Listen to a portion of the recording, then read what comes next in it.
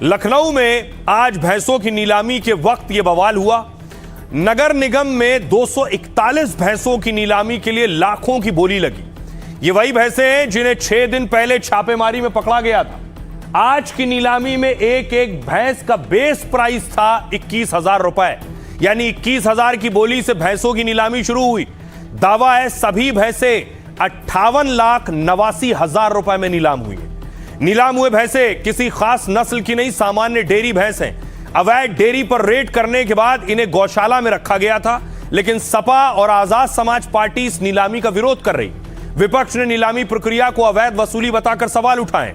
सपा ने आरोप लगाया कि भैंसों को छोड़ने के लिए घूस की डिमांड की गई। मेयर ने भैंसों को वापस करने के लिए 1 लाख रुपए की घूस मांगी, लेकिन प्रशासन ने इन सभी आरोपों को पूरी तरह से निराधार बताया। कहा गया कि डेयरी संचालकों ने नगर निगम टीम पर हमला किया। नियमों के अनुसार नीलामी हो रही है जिसमें मूल मालिक भाग नहीं ले सकते हैं। दरअसल निगम कानूनी प्रक्रिया के तहत भैंसे नीलाम कर सकता है। नीलामी से पहले इसका विज्ञापन निकाला जाता है। आमतौर पर मालिक को दावा करने के लिए 1 हफ्ते दिए जाते हैं, लेकिन अवैध भैंसों की जब्ती में मालिक दावा भी नहीं कर सकता है क्योंकि अवैध तरीके से इन्हें रखा गया था। अब सुनिए जरा अखिलेश यादव क्या कुछ कह रहे हैं और दूसरे नेता क्या कह रहे हैं। आप लखनऊ इंटर करते हो तो बाईं तरफ आप देखोगे 10,000 भैंसें होंगी कम से कम वहां पर। तो जो सरकार गौमूत्र खरीद रही है, $1 ट्रिलियन इकोनॉमी के लिए गौमूत्र खरीदना चाहते हैं, कम से कम जो पशुपालक जो पशुपालन कर रहे हैं, जो लखनऊ को दूध दे रहे हैं, मान लीजिए अगर वो दूध देना बंद कर दें तो कितना नकली दूध आएगा, नकली पनीर आएगा। इसलिए सरकार को उनके प्रति संवेदना और उनके खिलाफ कार्रवाई नहीं करनी चाहिए, उन्हें अपमानित नहीं करना चाहिए। वाले दिन, वही 15 अगस्त वाले दिन, जिस दिन हमारा देश आजाद हुआ, उस दिन इस नगर निगम और पुलिस की टीम ने मिलकर के उनके ऊपर अन्याय अत्याचार किया, उनको मारा पीटा, उनकी 350 भैंसे उठा करके लेकर के आ गए और गांधी हाउस को बंद करने का काम किया। मेयर साहिबा ने, उनके अधिकारियों ने एक पशुपालकों से कहा कि हमको 1-1 लाख रुपए भैंस का दे दो तो हम सारी भैंसें छोड़ देंगे। अब ये मैं आपसे आपके माध्यम से पूछना चाहता हूँ मेयर साहिबा से, ये गरीब परिवार के लोग जिसकी भैंस की कीमत 1 लाख रुपए नहीं है, वो 1 लाख रुपए भैंस के बदले में कैसे उसमें दे देंगे जुर्माना? नगर निगम मनमानी कर रहा है और ये मनमानी बहुत महंगी पड़ेगी। बाबा जी को, माननीय मुख्यमंत्री जी को ये बदनाम करने की साजिश की जा रही है। आप नगर निगम के क्षेत्र के बाहर इनको जगह क्यों नगर निगम नहीं दे रहा है जो वो अपने वहां पर जीवन यापन करें। जिस दिन दूध बंद हो जाएगा, भैंसें चली जाएंगी, उस दिन अधिकारी क्या करेंगे, मंत्री क्या करेंगे। अब एक और खबर यूपी से है कि यूपी पुलिस ने, योगी आदित्यनाथ ने आखिर 30,000 डंडों का ऑर्डर दे दिया है।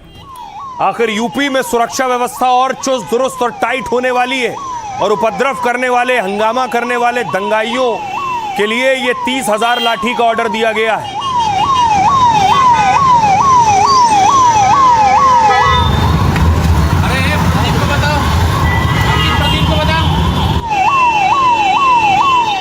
अब देखिए क्या है ऑर्डर और कौन कौन सी चीजों का ऑर्डर दिया गया है यूपी में। दंगाइयों से निपटने के लिए सीएम योगी ने बड़ा फैसला किया है। यूपी में पुलिस फोर्स को और हथियार और ढाल दिए जाएंगे। योगी सरकार ने 90,000 सुरक्षा उपकरण खरीदने का ऑर्डर दिया है और इन उपकरणों के लिए करीब 30 करोड़ रुपए जारी कर दिए गए। सबसे ज्यादा चर्चा यूपी में 30,000 लाठियों के ऑर्डर की है। पुलिस को खास पीवीसी यानी प्लास्टिक की मजबूत लाठियां दी जाएंगी। पुलिस भीड़ नियंत्रण या दंगा रोकने के लिए इसका इस्तेमाल करती है। ये बांस या लकड़ी की लाठी के मुकाबले हल्की और कम खतरनाक होती हैं, यानी प्रदर्शनकारियों को नुकसान पहुंचाने से ज्यादा डराने के काम आएंगी। पुलिस फोर्स को मिलने वाली हर लाठी की कीमत करीब 500 रुपए होगी। इसके अलावा पुलिस को भीड़ के हमले से बचाने के लिए भी खास इंतजाम किए जा रहे हैं। योगी सरकार ने 30,000 खास हेलमेट खरीदने का भी ऑर्डर दिया है। पुलिस को मिलने वाले हर हाईटेक हेलमेट की कीमत है 2,600 रुपए, यानी 2,600 रुपए। यह हेलमेट पुलिस को ईंट, पत्थर और बोतल जैसे हमलों से बचाएगी। साथ ही कुछ दिनों पहले दिल्ली में प्रदर्शन में काफी पुलिस वाले घायल हो गए थे। इस तरह के प्रदर्शन यूपी में हो तो पुलिस वाले ज्यादा चोटिल ना हो, इसके लिए योगी ने 30,000 शील्ड यानी ढाल खरीदने को कहा है। एक पीवीसी शील्ड यानी प्लास्टिक की खास ढाल 4,000 रुपए की होगी।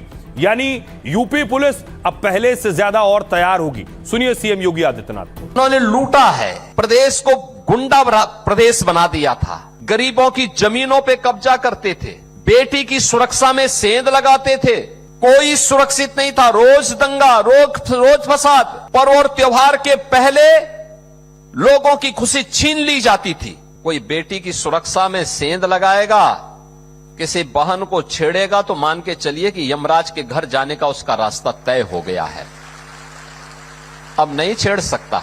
एक सुरक्षा की गारंटी आधी आबादी को, दंगा मुक्त और कर्फ्यू मुक्त यूपी, तो विकास हो रहा है। वे लोग कर नहीं पाए थे, लेकिन आक्षेप जरूर लगाते हैं।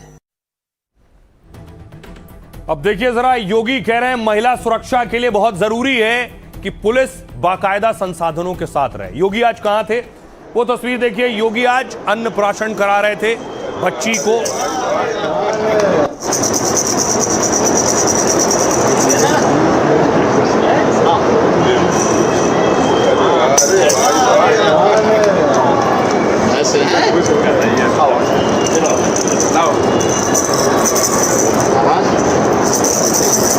ठीक है, इसको खिलाइए।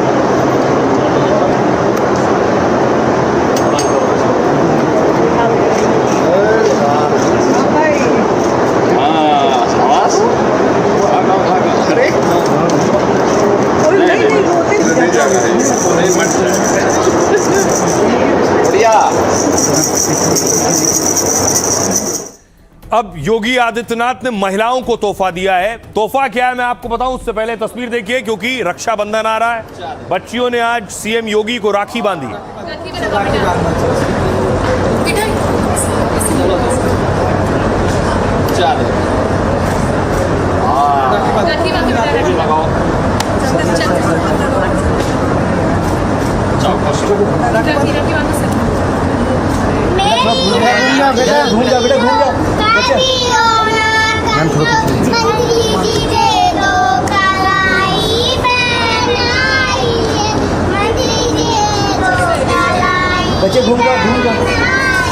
और रक्षाबंधन के मौके पर जो तोहफा दिया है महिलाओं को, उससे पहले सीएम योगी ने एक बैठक की और उन अधिकारियों के साथ बैठक की जिससे जमीनी स्तर पर उसे लागू किया जा सके।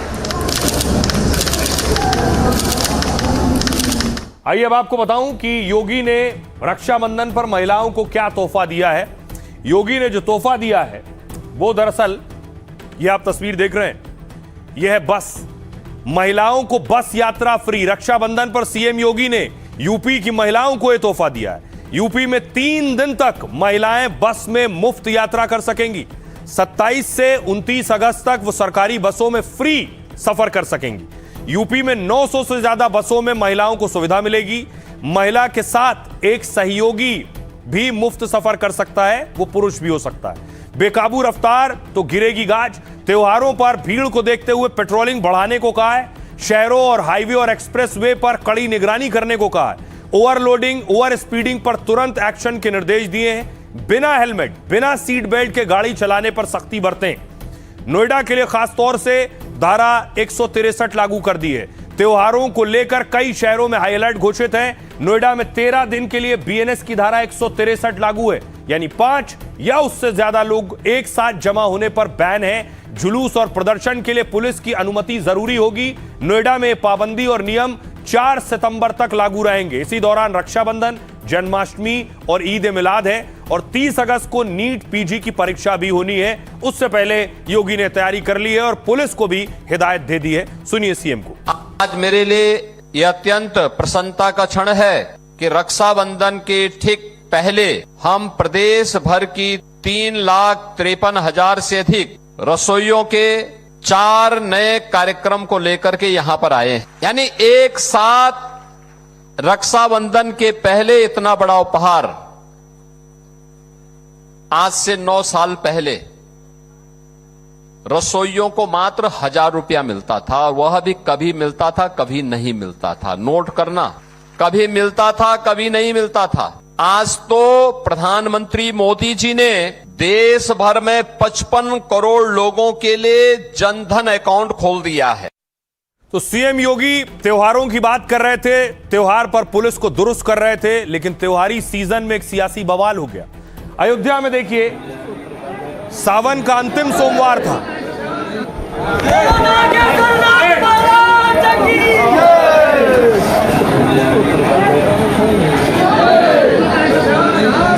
सावन का आखिरी सोमवार था और कांग्रेस के यूपी अध्यक्ष अजय राय आज पहुंचे अयोध्या हनुमानगढ़ी दर्शन करने के लिए।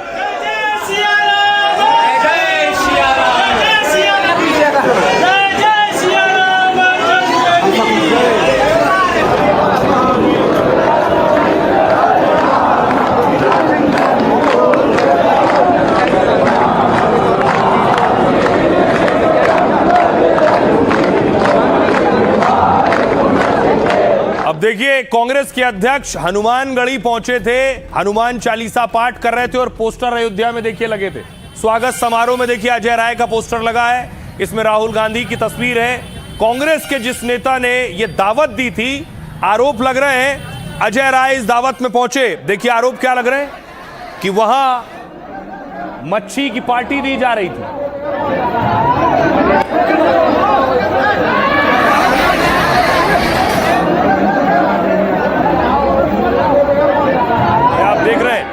अजय राय इसी समारोह में पहुंचे थे, बीजेपी ने यह दावा किया।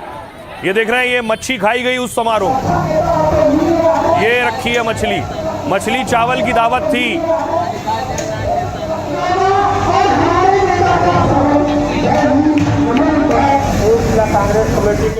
और कांग्रेस के अध्यक्ष जब पहुंचे हो मछली चावल वाली पार्टी में, तो योगी आदित्यनाथ ने वार किया उन पर। राम राम। कांग्रेस के प्रदेश अध्यक्ष का आपने आचरण देखा होगा, हनुमानगढ़ी में दर्शन करने जाते हैं और बाहर जाकर के मछली का दावत उड़ाते हैं, राम राम चिल्लाते हैं। बेशर्मी की भी एक सीमा होती है, ये है इनका दोहरा आचरण। गिरगिट भी शर्मा जाता है इन लोगों के सामने। तो योगी ने हमला करते हुए कहा कि गिरगिट भी शर्मा जाता है। अब देखिए जरा, कहां हो रही थी ये पार्टी। ये पार्टी हो रही थी यूपी के अयोध्या में, और अयोध्या में भी देखिए हनुमानगढ़ी गए थे कांग्रेस के अध्यक्ष। हनुमानगढ़ी से 38 किलोमीटर दूर है तारून बाजार, यहां हो रही थी पार्टी। हनुमानगढ़ी से कितना दूर है यह सवाल नहीं है। बीजेपी और योगी इस मामले पर घेर रहे हैं कि सावन में मछली चावल वाली पार्टी में गए कांग्रेस के अध्यक्ष। अब देखिए सच क्या है। योगी आदित्यनाथ ने कहा, कांग्रेस नेता सावन में मंदिर जाने का ढोंग कर रहे हैं। इनके प्रदेश अध्यक्ष हनुमानगढ़ी में दर्शन करने जाते हैं, फिर बाहर जाकर मछली भोज की दावत उड़ाते हैं और बाद में बेशर्मी से राम राम चिल्लाते हैं। इनका दोहरा चेहरा देखकर गिरगिट भी शर्मा जाता होगा। मनुष्य के रूप में यह हमारी कौन सी प्रजाति पैदा हो गई है? आपको किसने कहा था हनुमानगढ़ी जाने के लिए? मछली खानी थी तो अयोध्या के बाहर जाकर खा लेते। अजय राय ने इस पर सफाई दी। उन्होंने कहा, मैंने वहां मछली नहीं खाई। झूठे आरोप लगाए जा रहे हैं। सीएम के पास कोई फोटो हो तो दिखा दे, मैं इस्तीफा देने को तैयार हूं। अयोध्या में कल निषाद समाज ने मुझे कार्यक्रम में बुलाया था। मैं जब भी अयोध्या जाता हूं पहले हनुमानगढ़ी के दर्शन करता हूं। मछली पालन, पकड़ना और खाना निषाद समाज की जीवन शैली है। मैं भी उनके मछली भोज कार्यक्रम में रहा और फिर लखनऊ आ गया। लेकिन बीजेपी झूठे आरोप लगाकर निषाद समाज का अपमान कर रही है। योगी के मंत्री संजय निषाद ने कहा, लहसुन प्याज के बिना बनी हुई मछली तो शाकाहारी होती है। यही निषाद समाज का सिंबल है जिस पर हमें गर्व है। निषाद गरीब भले हैं लेकिन वफादार हैं, गद्दार नहीं। हम लोगों ने भगवान राम को नदी के पार उतारा था। हम लोग कांग्रेस के नेताओं की तरह नहीं हैं जो मंदिर में राम राम करें और बाहर मछली की दावत उड़ाएं। कांग्रेस नेता पवन खेड़ा ने कहा, अजय राय शाकाहारी हैं। अगर शाकाहारी नहीं भी होते तो मछली भात की दावत में क्या बुराई है? बीजेपी जानबूझकर मछली विवाद को तूल दे रही है। असली मुद्दों से जनता का ध्यान भटकाने की कोशिश है। क्या चंदा चोरी और पेपर लीक का मुद्दा भुलाया जा सकता है? राम निहाल निषाद जिन्होंने पार्टी दी थी, जो आयोजक थे, उन्होंने कहा, संविधान में कहीं नहीं लिखा है कि सावन में मछली नहीं खाई जाती है। हम संविधान का पालन कर रहे हैं। ओपी राजभर ने कहा, कांग्रेस के लोग धर्म को नहीं मानते हैं, धर्म के नाम पर ढोंग रचते हैं। कांग्रेस बताए कि उनकी मछली प्याज लहसुन वाली थी या फिर नहीं।